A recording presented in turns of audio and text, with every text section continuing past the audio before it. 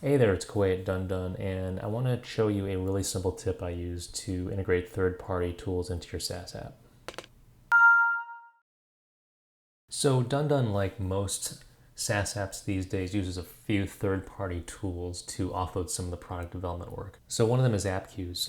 We love app queues. It's a product that lets you guide users through your application, especially during their trial period. We also use Frill for making announcements, new feature updates within the app, and then we use some other analytics tools as well.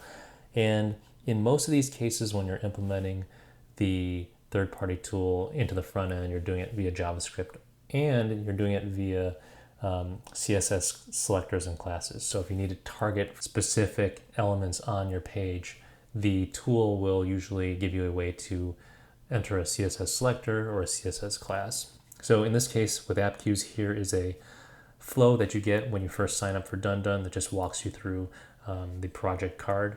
And if I look at the implementation of that, so this is inside the app queues builder, you'll see that in this step, I'm able to edit the tooltip, but then down here, the placement of it is driven by this selector option. So I can either select a specific HTML element like a div tag or a class. Now, you'll notice that in my class, I named this with a marker prefix, so marker dash dash.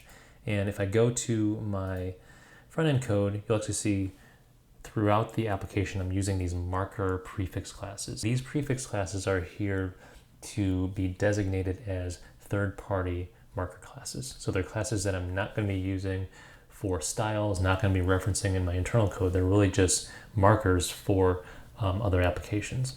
And the reason I like doing this is because I often like to refactor my code. I like to refactor classes.